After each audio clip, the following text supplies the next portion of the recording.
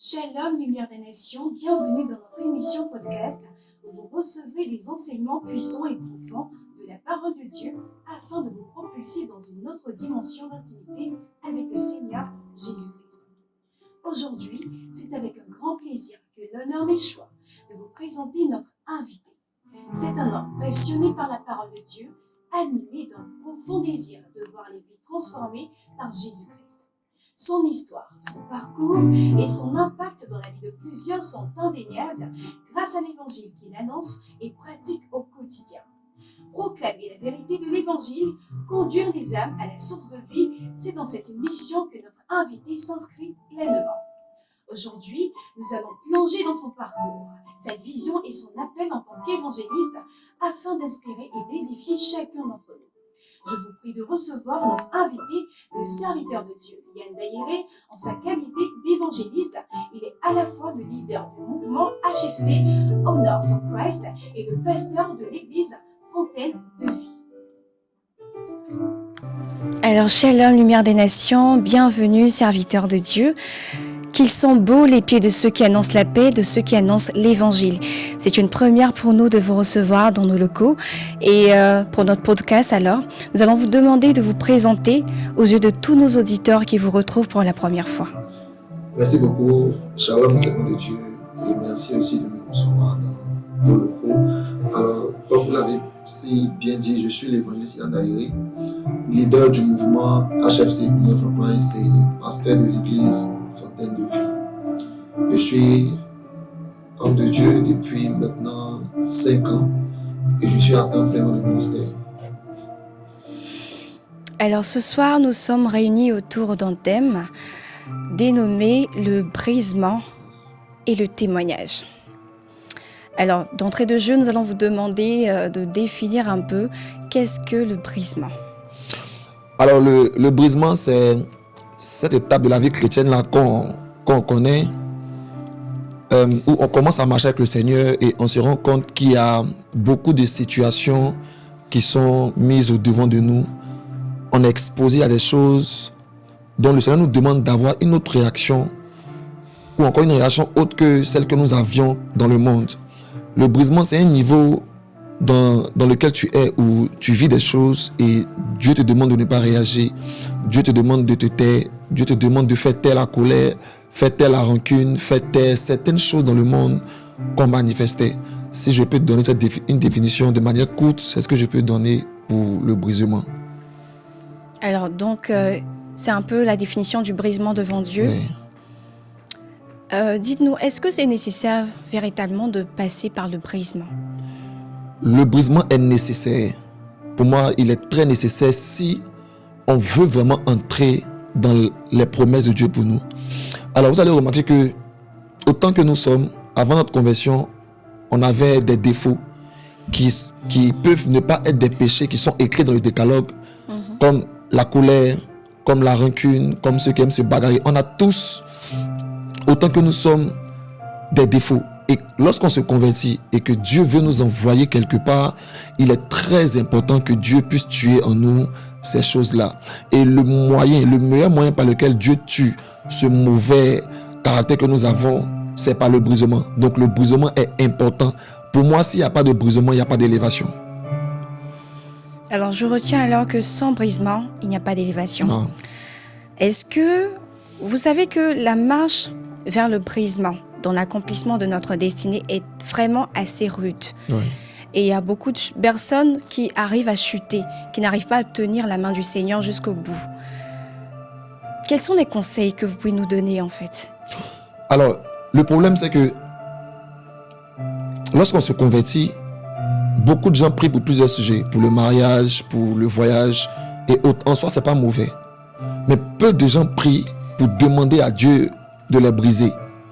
Peu de gens demandent j'ai dit un jour aux gens, et je vais faire une précision, l'une des raisons pour lesquelles aujourd'hui des gens ont du mal à respecter notre Dieu, c'est que ceux-mêmes qui annoncent le Seigneur, qui parlent de Jésus, eux-mêmes ont des caractères qui sont différents de ce qu'ils annoncent. Parce qu'au-delà même d'annoncer l'évangile, il serait important que ceux qui annoncent l'évangile passent par un certain brisement où le Seigneur lui-même va tuer leur caractère, va tuer leur mauvais caractère, va tuer en eux. Parce que la Bible dit que Dieu regarde au cœur. Mais les hommes regardent au comportement. Les hommes regardent à l'apparence. Les hommes regardent à comment tu t'exprimes, comment tu parles, comment tu critiques, comment tu juges, comment tu t'habilles. C'est ce que les hommes regardent. Or, nous vivons en société. Donc, il est important que devant les hommes, on puisse avoir un certain caractère qui émane vraiment de la volonté parfaite de Dieu. Donc, lorsqu'on se convertit, il est important de prier en disant à Dieu, Seigneur, voici mon caractère, voici mon mauvais comportement. Tu ne peux pas arrêter quelque chose que tu normalises. Il faudrait qu'on puisse reconnaître que le caractère que nous avons n'est pas un bon caractère. Ce n'est pas bon de juger. Ce n'est pas bon d'être impoli. Ce n'est pas bon de parler mal. Ce n'est pas bon de se bagarrer. Ce n'est pas bon. Donc, on demande ça dans la prière au Seigneur. Seigneur, voici mon cœur. Voici mon caractère. Voici comment je suis. J'aimerais que tu puisses tuer ça. Si je prends par exemple mon exemple, moi j'étais un homme qui aimait beaucoup se bagarrer. J'avais un problème de colère. Ma colère avait tellement atteint un niveau où même ma mère et moi on se disputait. Mais mon père et moi on se disputait. Même mes soeurs, je portais main à mes soeurs. Donc j'avais un problème par rapport à mon caractère. Et je crois que si je n'avais pas réussi à tuer ce caractère de bagarreur-là, je n'aurais pas pu être le leader de tel nombre de jeunes. Je ne pouvais pas. Mais j'ai vraiment pris le temps. Gloire soit rendue à Dieu qu'au début de ma conversion, j'ai dit, Seigneur, voici mon caractère. Et je veux tuer ce caractère-là. Donc j'ai commencé à tuer ça dans la prière. J'ai demandé à Dieu de tuer ce caractère-là. Et l'une des choses sur lesquelles je veux insister, c'est que lorsqu'on demande à Dieu de tuer notre mauvais caractère dans la prière, le brisement ne se fait pas seulement dans la prière. Le brisement se fait sur le terrain. Ça veut dire que quand tu demandes à Dieu de tuer en toi la colère, Dieu va te soumettre à des situations où on va t'énerver. Et il va te dire, tais-toi. Donc tu as prié à 20h pour dire, Seigneur, franchement, je veux arrêter de m'énerver. Et vraiment, tue en moi ce côté-là. Et à 21h, quelqu'un t'énerve. C'est un test. Pour voir si tu vas te taire ou si tu vas réagir. Est-ce que vous savez que le brisement rime avec la mort? Lorsqu'on parle de brisement, on parle de mort. Donc Dieu veut tuer en toi quelque chose. Un mort ne réagit pas. Yes. Un mort ne répond pas. Un mort ne se justifie pas. Souvent, derrière nos frustrations, derrière nos réactions, se cache la phrase qui est dite, tu n'es pas encore mort. Et ce que Dieu veut, c'est qu'on puisse mourir. Parce que dans l'élévation, on nous juge, on nous critique, on nous accuse, on ment sur nous. Des choses qu'on n'a pas faites, on dit qu'on les a faites. Et Dieu te demande de te taire, de ne pas réagir. Donc, si jamais Dieu t'appelle à aller loin, Dieu t'appelle à être élevé, Dieu t'appelle à être un leader dans ton entreprise, dans le ministère, Dieu t'appelle à être un modèle pour des gens, le brisement est important et tu dois passer par le brisement. Certes, il est difficile, mais il est essentiel, il est primordial. Peut-on considérer le brisement comme étant une faiblesse ou bien une force spirituelle? Le brisement est une force. Le brisement est une force. Une personne qui a été brisée est plus puissante qu'une personne qui prie en langue pendant 10 heures du temps. Souvent, des gens prient beaucoup, mais n'ont pas d'impact. On va remarquer même souvent dans des quartiers, pour nous qui avons grandi dans les quartiers populaires, on a des moments qu'on rencontre. Elle prie beaucoup. Elle a son foulard. Elle est impliquée à l'église. Et quand on la voit, on sait qu'elle prie beaucoup. Mais des gens ne l'apprécient pas. Parce qu'au-delà même de la prière, elle n'est pas passée par l'état du brisement. Mais il y a des gens qui ne prient pas 10 heures du temps. Mais à cause du caractère que Dieu leur a donné par le brisement, ils sont des modèles. C'est en cela qu'il y a des gens à qui on dit, je veux te ressembler. Parce que lorsque tu pries, Jésus dit, quand tu pries, va dans ta chambre. La chambre signifie l'intimité, signifie le secret. Donc pendant que tu pries, on ne te voit pas. Mais les résultats de ta prière sont vus dehors. Donc quand les gens te voient, ce n'est pas ta prière qu'ils voient. Ils voient ton caractère, ils voient ce que tu es. Donc celui qui a été brisé a plus d'impact que celui qui prie beaucoup. Tu peux beaucoup prier et ne pas être brisé. Parce que dans ta prière, tu n'as pas demandé à Dieu le brisement. Mais celui qui va prier en disant, Seigneur, brise-moi, et que Dieu a brisé véritablement, il a la capacité d'attirer des gens à Christ sans même évangéliser. Parce qu'il y a deux niveaux d'évangélisation. Il y a le niveau où on annonce Jésus, mais il y a le niveau où, en plus d'annoncer Jésus, notre caractère, sans même qu'on annonce Christ par la bouche, annonce aussi Christ. Où on peut dire aux gens, venez à Jésus, sans pour autant dire, le dire de la bouche, mais on le dit par le caractère. Tu peux dire à quelqu'un, je veux servir Dieu. J'ai vécu une situation. Je suis allé un jour évangéliser avec un ami dans un marché de notre quartier. Et lui et moi, pendant qu'on parlait, c'était à des jeunes. On leur disait, donnez votre vie au Seigneur et tout cela. Donc, c'est moi qui parlais. Et mon ami avec qui je suis parti, leur a dit aussi, les gars, allons à la prière. Venez, Dieu va vous aider. Et parmi eux, il va répondre à mon ami pour dire, mais toi, depuis quand toi tu es chrétien? Toi et nous, on joue ensemble ici, nos paris sportifs. Toi et nous, on joue ici, nos jeux à ça. Donc, comment toi, tu peux nous dire non, allons prier? Est-ce que toi-même, Dieu même t'a changé d'abord? Et c'est ce qu'on est en train de vivre aujourd'hui. La plupart des gens ne veulent plus être chrétiens. Parce qu'ils voient des gens qui parlent de Jésus, mais il n'y a aucun changement. Leur façon de s'exprimer, leur péché, leur façon de s'habiller, comment ils sont à l'aise à parler sur les réseaux sociaux. Eux-mêmes n'ont pas vraiment expérimenté un brisement dans le caractère. Du coup, leur évangile est biaisé. Si on veut aller loin avec le Seigneur, c'est une étape qui est importante. Et je vais même le dire, pourquoi est-ce que les mariages chrétiens souvent aussi sont problématiques? Parce que ceux qui se marient n'ont pas été brisés. Ils se marient, mais ils sont beaucoup frustrés dans le mariage. D'autres même se battent dans le mariage. Ils manquent de respect à leur conjoint, à leur conjointe. Parce qu'il s'est converti, mais il n'a pas traité la colère. 5 ans sont passés, 10 ans sont passés, et le même caractère demeure encore. Est-ce qu'il y a un pas à franchir entre le brisement et la nouvelle naissance? C'est quoi le lien? La nouvelle naissance, c'est ta nouvelle vie en Christ. Alors, chaque fois que quelqu'un décide de donner sa vie au Seigneur, la Bible dit que celui qui est en Christ est une nouvelle créature. Les choses anciennes sont passées, toutes choses sont devenues nouvelles. Donc maintenant, on commence une nouvelle vie. La nouvelle vie qu'on commence, on se doit aussi d'avoir un nouveau caractère dans la nouvelle vie. C'est pourquoi je dis, lorsque tu viens, laisse d'abord tes dons spirituels. Demande d'abord le caractère dans la nouvelle naissance. Parce que souvent, on a l'impression que des gens prétendent être convertis, mais la seule différence entre leur vie d'avant et leur vie d'aujourd'hui, c'est qu'elles vont régulièrement à l'église. Mais hormis le fait d'aller régulièrement à l'église, il n'y a aucun changement. Donc, quand tu décides de te convertir, tu dois dire au Seigneur, je veux changer à tous les niveaux de ma vie. Par rapport au péché, par rapport au comportement. Je veux changer, je veux être une nouvelle personne. La nouvelle naissance n'est pas seulement dans le fait d'accepter Jésus véritablement, mais est dans le fait aussi d'être transformé à tous les niveaux. Tu dois donner toutes les parties de toi à Dieu. Tu dois lui demander, et je vais vous dire, le brisement fait mal. Le brisement fait pleurer. Le brisement te rend triste. Dans le brisement, tu vis des situations où tu as raison. Et là, je parle à des gens ici. Beaucoup de gens disent que moi, je ne peux m'excuser si j'ai tort. Tu n'as pas été brisé. Dans le brisement, souvent tu as raison. Et Dieu te dit, va t'excuser. Souvent, derrière l'excuse que tu fais, même quand tu as raison, il y a une partie de toi que Dieu est en train de tuer. Où on te fait, c'est toi qu'on a blessé. Et c'est toi qui t'excuses. C'est toi qui as raison. Mais c'est à toi qu'on donne tort. C'est toi qui es intègre.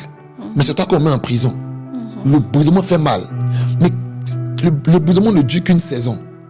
Quand tu sors de cette saison-là, tu sens qu'il y a des choses qui t'ont quitté naturellement. Tes réactions ont changé. Ta façon de faire a changé. Cette femme-là que tu étais, cet homme-là que tu étais, qui aimait répondre à tout. Quand tu entends qu'on t'a critiqué quelque part, tu souris. Jésus lui-même qui est Dieu à la croix va dire, pardonne le Père, car il ne sait pas ce qu'ils font. Mais il dit ça à des gens qui l'ont blessé. Des gens qui ont menti sur lui. Et ce sont des gens même qui l'a guéri. Des gens pour qui il a prié. Des gens qui l'a orienté.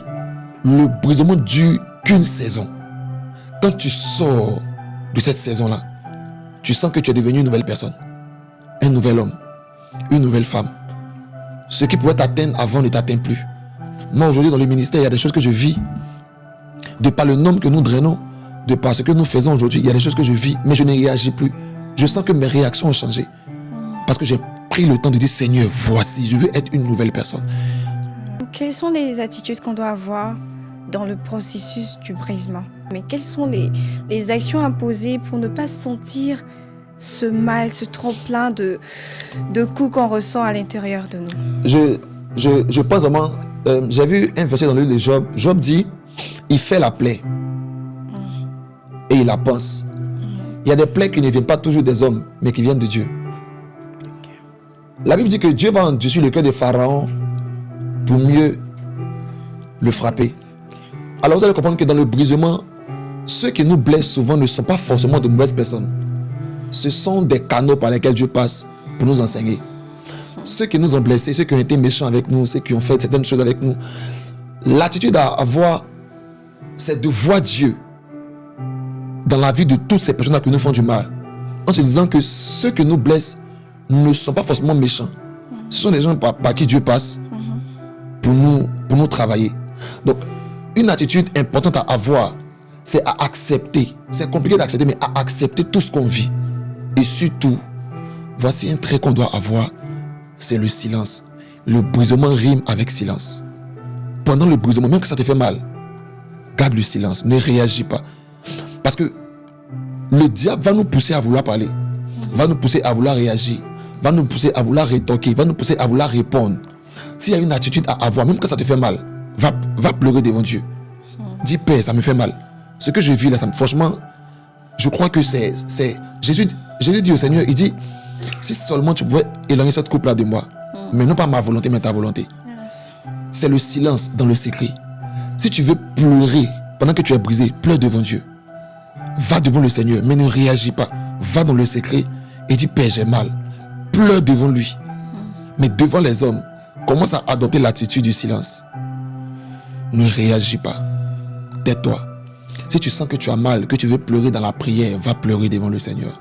Mais quand tu pleures, chaque fois qu'on te blesse et que tu ne réponds pas, mais que tu vas pleurer devant le Seigneur, il y a quelque chose en toi qui est en train de te quitter. Tu ne vois pas cela. Mais lorsque la saison du brisement va s'épuiser, tu vas sentir réellement que tu es devenu une nouvelle personne. Tu vas sentir cela. Et les résultats également seront probables. Oui. Lorsque la graine meurt, lorsque le noyau de la mangue est enterré, personne ne voit. Mais on commence à constater que le noyau a été planté lorsque l'arbre commence à grandir et l'arbre commence à porter les fruits. Alors vous allez comprendre quelque chose. Il y a des gens qui doivent être des conseillers. Mais on ne conseille pas seulement sur la base de la prière. On conseille sur la base de ce qu'on a vécu. La Bible dit qu'ils l'ont vécu à cause du sang de l'agneau et à cause de la parole de leur témoignage. Donc il y a deux choses qui peuvent te pousser à vaincre. Le sang de Jésus et ton témoignage. Celui qui a vécu quelque chose est mieux habilité à conseiller les autres. Parce que quand tu as vécu une chose, il est facile pour toi de conseiller. Celui qui a eu le bac est bien placé pour enseigner celui qui est en terminale que celui qui est en troisième. Celui qui est en troisième il ne connaît pas les leçons de la terminale. Mais celui qui a passé le bac, il sait de quoi il parle. Donc il est mieux placé pour conseiller.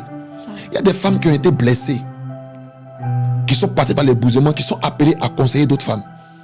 Il y a des hommes aujourd'hui qui sont appelés à conseiller des hommes parce qu'ils sont passés par cela. C'est un peu comme le mariage. C'est vrai qu'il y a des hommes de Dieu qui ne sont pas mariés, qui conseillent des couples mariés. Mais il y a des hommes de Dieu qui ont fait 40 ans de mariage, 20 ans de mariage, 30 ans de mariage, qui peuvent te parler du mariage parce qu'ils ont vécu. Ils savent comment est-ce que le mariage se passe. C'est quoi les problèmes, c'est quoi ceci, c'est quoi cela. Donc quand tu sors du brisement, tu vas te rendre compte que des gens viennent te voir. Et il y a des gens comme ça.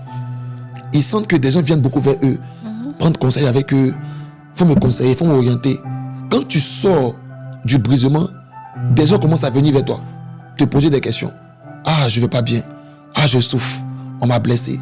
J'ai vécu telle situation. Qu'est-ce que tu dois me conseiller? Et tu te rends compte qu'il est facile pour toi de conseiller les personnes et de les comprendre.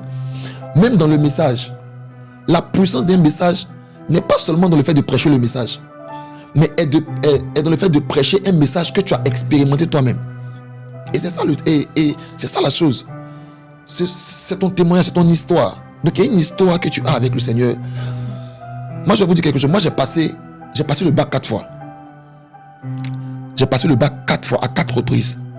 La plupart des personnes avec lesquelles j'ai passé le bac, dans ma 4e année, je vais à l'école. Je suis en pantalon kaki. Et mes amis sont à UKO, à UIA, dans les universités qu'on connaît. Ils sont en tenue, d'autres mais sont en licence 3. Moi je suis encore en terminale. J'ai eu mon bac, je crois, à 23 ans. Et je pensais que dans ma vie, je n'avançais pas. J'avais mal, mais je servais encore le Seigneur. Je me sentais beaucoup en retard. Mais avant mes 27 ans, avant mes 28 ans, j'avais déjà tout ce que je voulais. J'avais ma maison, j'avais ma voiture. Financièrement, en tout cas, j'avais de l'argent. Donc, tous ceux que je suis qui viennent me voir pour me dire que franchement, je n'avance pas, je leur dis, Les autres t'ont dévancé, mais ils ne t'ont pas dépassé. Yes. Les autres sont là où tu n'es pas actuellement, mais ce n'est pas la fin. Parce que moi-même, ma vie est le résultat. Que quelqu'un peut être devant toi aujourd'hui et demain tu vas être devant lui. La Bible dit que les derniers seront les premiers. Donc je peux dire aux gens aujourd'hui que ce n'est pas une comparaison.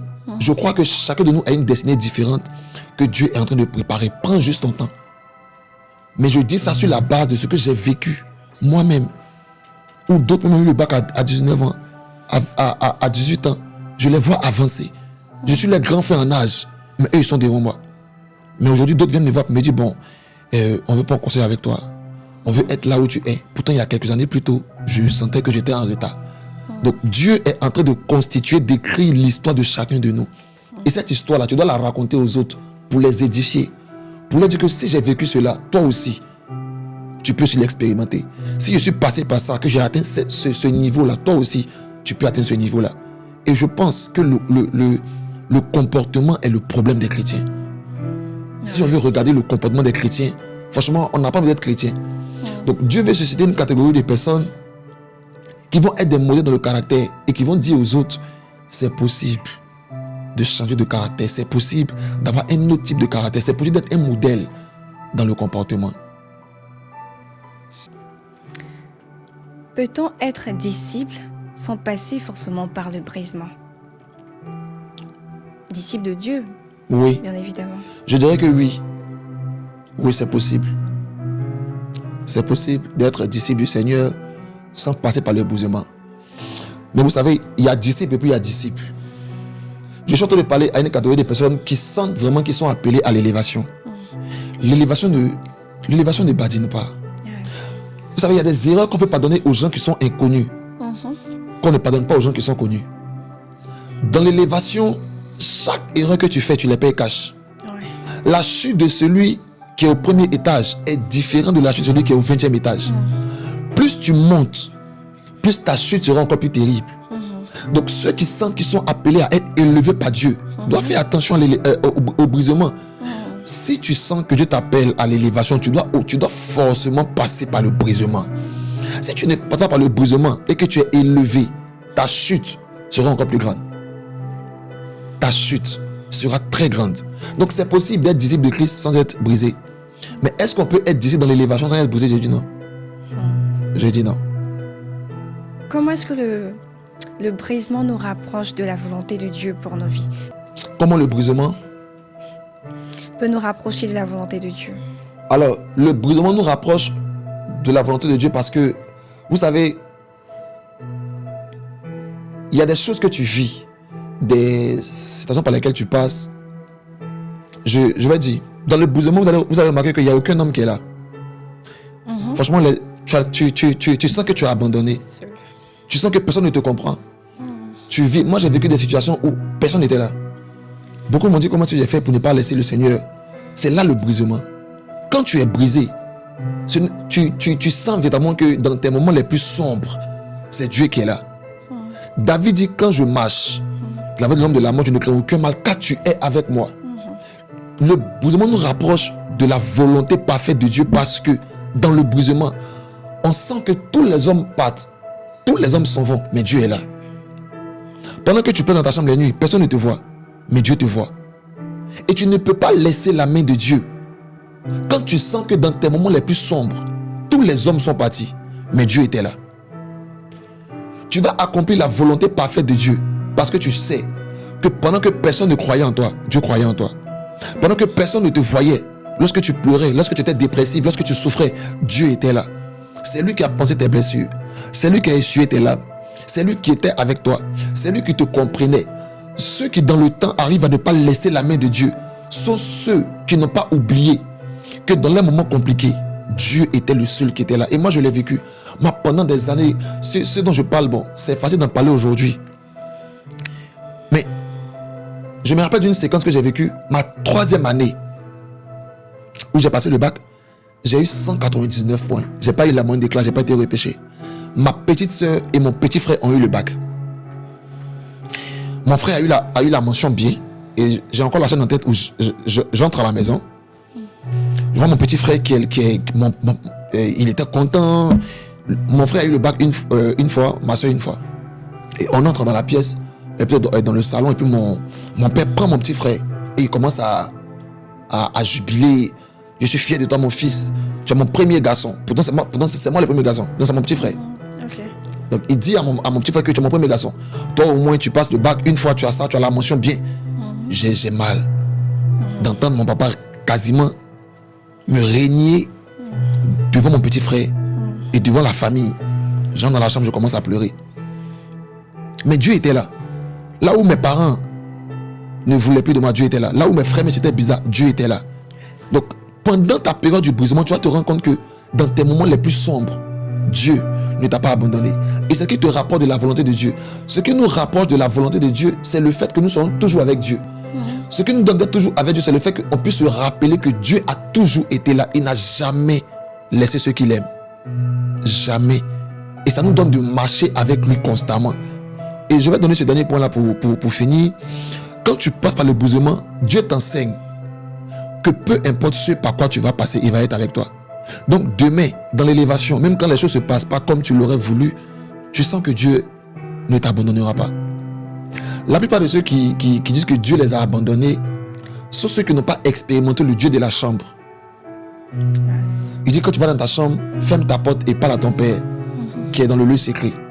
Ils ne savent pas que Dieu est là. Je vais vous dire une chose.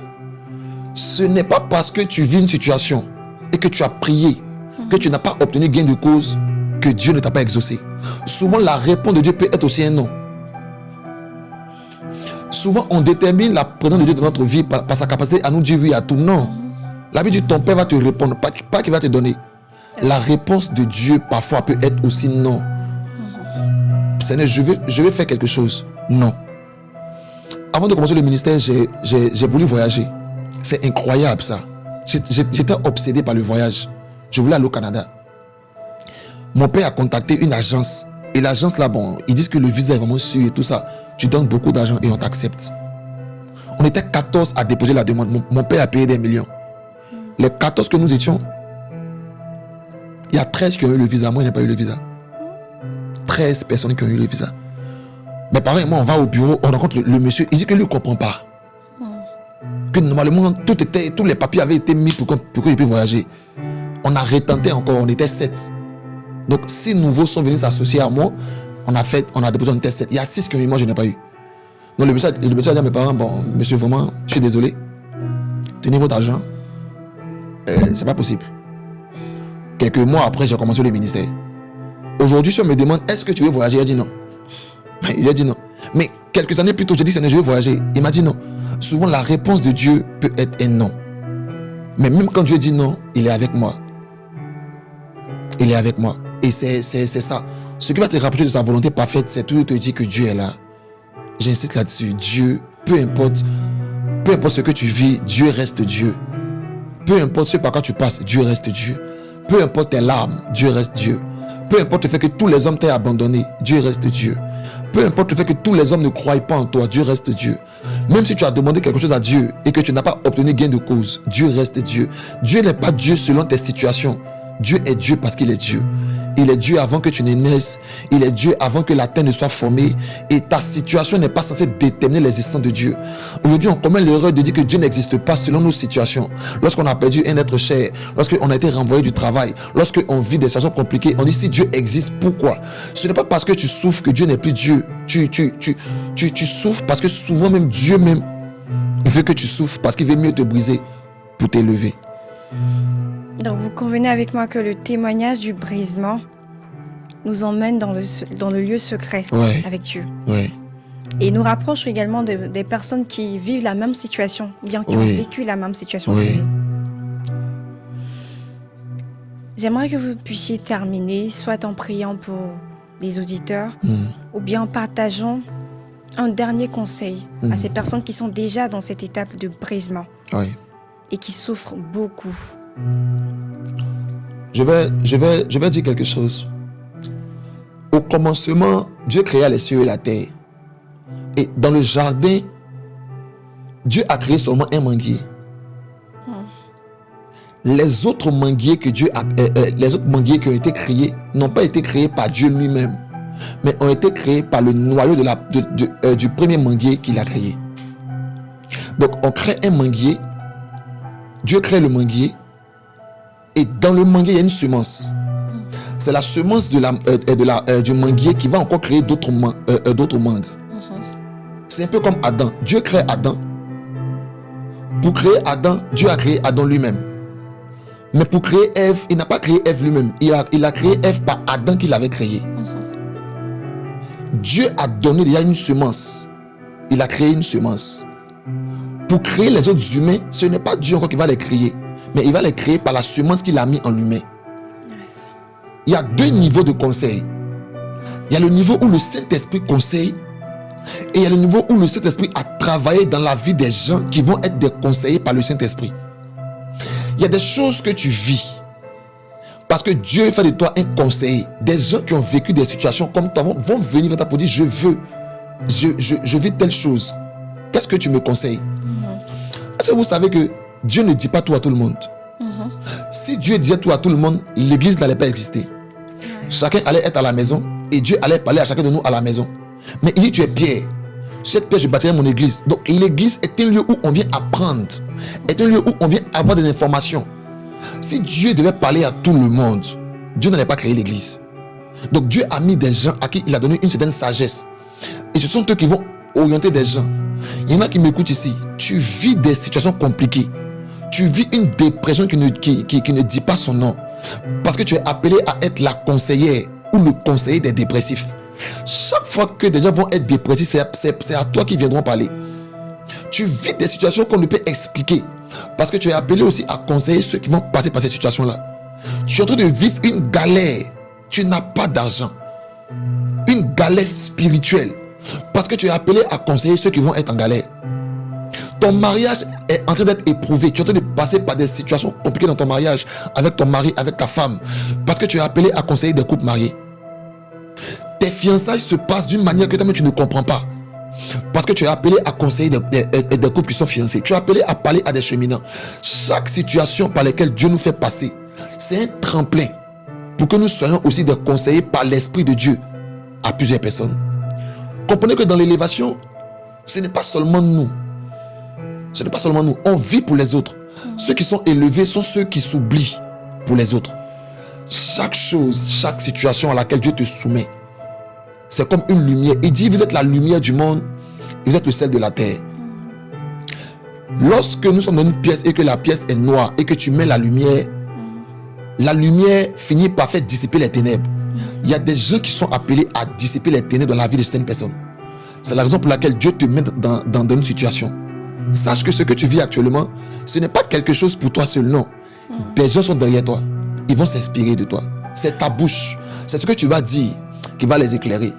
Ils vont prier. Ils vont sentir que Dieu ne répond pas à leurs prières. C'est toi qui vont regarder. Et c'est tes conseils.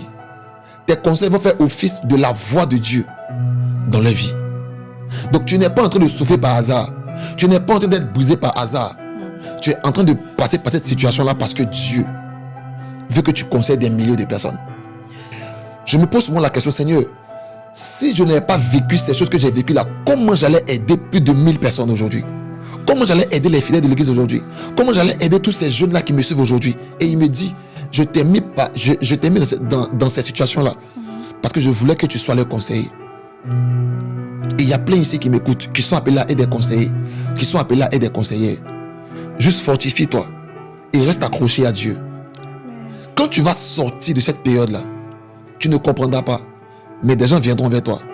Des gens viendront prendre conseil avec toi. Des gens viendront prendre des orientations avec toi. Et tu vas te rendre compte que Dieu t'a donné une certaine sagesse. Merci. Brisement, quand tu sors du brisement, il y a une sagesse que Dieu te donne. Une sagesse, toi-même tu ne comprends pas. Où on te dit, regarde, j'ai écouté tes conseils aujourd'hui et ma vie va bien, ma relation va bien. Mes parents, moi, nous sommes réconciliés. Il y a des gens ici qui ont été blessés par des parents.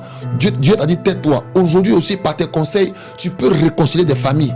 Tu peux réconcilier des femmes d'avec leur mère, d'avec leur père. Parce que quand tes parents t'ont blessé, tu as compris que c'était un brisement. Tes parents ne sont pas méchants. Tes amis ne sont pas méchants. Dieu est juste passé par eux pour t'enseigner. Et maintenant que tu as été enseigné, tu peux édifier des autres. Tu peux aider des autres. Tu peux conseiller des autres. Et je vais prier pour ces gens-là. Quelqu'un qui sent qu'il passe par un brisement. Il sent qu'il passe par une période qu'on ne peut expliquer. Aucun homme ne le comprend. Il explique ses soucis aux gens et on lui donne tort. Il parle aux gens et de manière normale, c'est lui qui a raison, mais tout le monde lui donne tort. Dieu te fait passer par un brisement. Et si tu passes par ce brisement-là, bénis Dieu. Parce qu'au sortir de cette période-là, tu vas sentir que Dieu t'a envoyé un autre niveau. Tu vas sentir que Dieu t'a donné une sagesse que tu n'avais pas avant. Il t'a donné un esprit que tu n'avais pas avant. Il t'a donné une capacité à orienter des gens que tu n'avais pas avant. Je prie pour toi qui passes par un brisement. Que mon Dieu te donne d'apprendre toutes les leçons qu'il voulait que tu apprennes au nom de Jésus. Quand tu vas sortir de cela, tu seras la lumière du monde et tu seras le sel de la terre. Le sel, quand tu le mets dans la sauce, le sel, il entre dans la sauce et il donne à la sauce le goût que lui voulait. Et il y a plein qui sont comme le sel. Ils vont entrer dans la vie des gens et ils vont les orienter, ils vont changer le cours de leur vie par leurs conseils. Je prie pour toi qui passes par le brisement, que mon Dieu t'oriente, que mon Dieu soit avec toi. Et surtout que mon Dieu te donne d'apprendre les leçons qu'il voulait que tu apprennes. Le problème, c'est que plein sont brisés, mais ils n'apprennent pas les leçons que Dieu voulait qu'ils apprennent. Vous allez vous rendre compte que des gens rendent compte que chaque année, ils vivent les mêmes situations. Parce qu'ils n'ont pas appris la leçon. Tant que tu n'as pas encore appris la leçon, tu vas vivre encore la même situation. Ce n'est que lorsque tu vas comprendre qu'il y a une leçon à tirer de cela, que tu vas arrêter de vivre les mêmes situations. Que Dieu t'emmène à comprendre les leçons qui sont cachées derrière le brisement. Lorsque tu vas comprendre la leçon, ce cycle-là où chaque année, chaque mois, tu vis des situations bizarres vont s'arrêter. Parce que Dieu va estimer que tu as compris la leçon qu'il voulait que tu comprennes. J'ai dit aux gens un jour, Dieu ne meurt pas, Dieu est là. Et Dieu t'aime tellement. Tant que tu n'as pas encore appris la leçon, Dieu est là. Il va veiller à ce que tu apprennes la leçon. Il va falloir que tu dises, Seigneur, je comprends maintenant. Je me laisse faire. J'apprends la leçon. Fais de moi ce que tu veux. Fais d'avec moi ce que tu veux faire. Je me laisse faire. Je ne lutte plus. Quand tu vas commencer à comprendre la leçon maintenant, Dieu fera passer cette saison-là. Que Dieu te bénisse et qu'il t'accorde la grâce de rester accroché à lui malgré tout. Amen. Amen. Alors, avec les mots et les prières du serviteur de Dieu, Yann Daïré, nous allons terminer ce podcast.